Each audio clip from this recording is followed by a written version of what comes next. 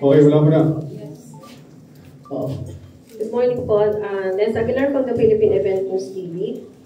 Ang question ko po, with regards po sa inyo pong tatlo, pero I think si Colonel Kirubin, na nabanggit na po niya yun, itong kay Sir Allen Capuya na lang po, tsaka po kay Congressman Busita. Bakit po ninyo gustong tumakbo bilang senador? Meron naman na po kayong maraming koneksyon sa government. And if ever naman po, pangalawa ko pong tanong is, if ever naman po kayo na nanalo sa Senado, ano po ang unahin po ninyo sa mga problema po natin dito po sa Pilipinas? Kasi napakarami po in terms of human trafficking, drugs, of course yung food hunger po natin, and of course yung pong health po ng mga kababayan natin.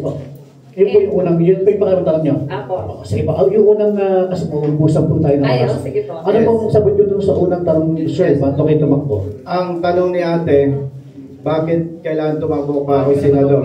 Yes, marami na akong connection. Mabilisan lang po. Yes. Noong ako po ay natalaga sa HPD 2006, nakita ko thousands Pilipinong namamatay. May 60% dito tatay nanay. Bilang anak mahirap, alam ko po, maraming bata ang nasisira ang buhay at kinabukasan. Kaya dapat po na itaguyod ang kaligtasan ng mga motorista Luzon, Visayas at Mindanao. Unfortunately, wala po tayong nakikitang konkretong programa ating bansa para tugunan ito. Now, mayroon po akong advokasya. Tinatagoy natin ang kaligtasan ng mga motorista, pati po ang protection. Kita po ng taong bayan yan. At dumating po sa punto na na-realize ko, si Colonel Busita, darating din ang araw mamamatay. Kaya hangganan din po ako. At kung mananatiling advokasya lamang, pag namatay si Colonel Busita, nandun pa rin ang laganap na pang-abuso sa hanay ng mga motorista. Kaya po, hinangad ko na maging congressman. God is good. Sinuportahan tayo ng taong bayan. Nakaupo ako sa Kongreso under One Rider Party List. Isa po ako sa masipag na kongresista, nagtatrabaho sa loob at labas ng Kongreso. Ang hangad ko po, magsulong ng batas para sa mga motorista. Hindi kailangan ng motorista si Colonel Busita. Ang kailangan ng motorista, batas. Ang mga batas po natin, nananatiling nakabinbin sa Kongreso. Mayroon tayong, isa ako sa mga authors ng Motorcycle for Heart. 5 buwan na natutulog pa sa Senado. Yung pong Fair Traffic Apprehension Act na dapat magtatanggol sa mga motorista na kapag mali ang huli sa iyo, kung taga Mindanao ka, nag-contest ka, ang laki ng danyos, dapat papayaran ka at pananagutin ang nagkasala. Sa kasalukuyan po, walang danyos, walang pananagutan ang nagkakasala. Kaya matatapang ang mga pulis at mga enforcers, yung abusado sa kanilang hanay. So, ibig sabihin po, nakita ko, kung mag-stay pa ako for another 3 years sa Kongreso, mauulit pa rin ang nangyari nitong nakaraan. Hindi ko po hihintayin na sabihin ng ating mga kababayan, inutil ka, Busita, wala kang ginawa. Now, hindi lamang po yung bagay na yun ang nakita ko. Marami po. Ano pa? May mga batas na pinatutupad laban sa mga motorista na para silang ginagatasan at pinapahirapan. Para malinaw po sa iyo, kapatid, napakarami ng motorista na revoke ang lisensya. Dahil po doon sa Republic Act 10930 na kung saan may problema po sa implementing rules and regulations na nilabas ng DOTR, Demerit System Revocation. Dito po sa kanila pinatutupad, hindi ko na di-discuss masyado, questionable at hindi iniuutos ng batas. Yan po ang totoo niyan. Sa ganito pong maling pagpapatupad ng batas, hindi lang motorista ang nagdudusa. Kasama ang buo nilang pamilya. Marami na po na-revoke ang lisensya. May isang taga Davao. Dahil sa kahirapan, walang hanap buhay na alam, iniwanan siya ng asawa. Meron pong driver ng van dahil sa maling pagpapatupad ng LTO, yung kanyang asawa ng ibang bansa, nagkaroon ng relasyon sa iba. Ibig sabihin po, napakalaki ng perwisyo na ginagawa nitong maling pagpapatupad ng batas nitong LTO at ng iba pang mga local enforcement unit. At alam po yan ng taong bayan. Ibig ko sabihin po, talagang kailangan makapagsulong tayo ng batas na magsusuporta, magpoprotekta sa mga motorista. Ibabalik ko po sa iyo, hindi si Colonel Busita mabubuhay ng 100 years, 500 years. Na kapag may problema ang motorista, nandiyan si Colonel Busita. Dagdag ko pa po diyan.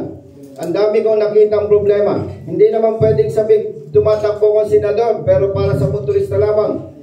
Madalas nating madinig, food security, pero may problema sa hanay nag-agriculture.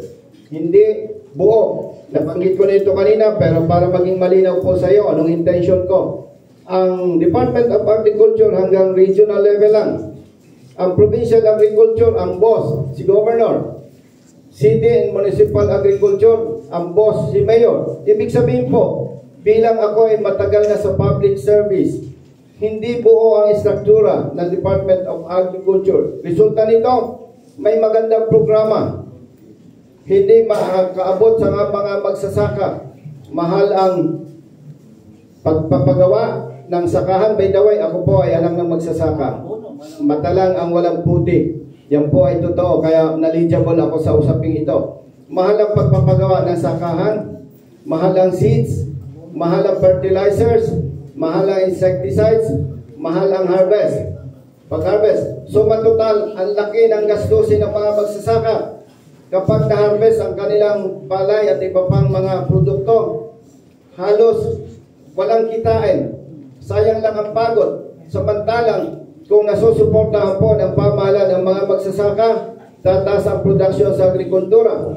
Pag tumaas ang produksyon sa agrikultura, giginhawa ang buhay ng mga magsasaka. Hindi masasayang ang ating mga lupain. Hindi katulad ngayon, mga nakatiwangwang. Pag tumaas ang produksyon sa agrikultura, magiging mura ang bilhin sa palengke. Kung maliit lamang po ang iyong kinikita, napakaganda sapagkat mababa ang bilhin sa palengke. At the same time, yung pong kalusugan ng ating pamilya ay aangat. At karugtong nga po nito, nabanggit ko, kalusugan, karugtong nito ay itong edukasyon. Sa kalusugan po, may mga problema tayo nakikita. Sayang ang pera ng taong bayan. Bakit po?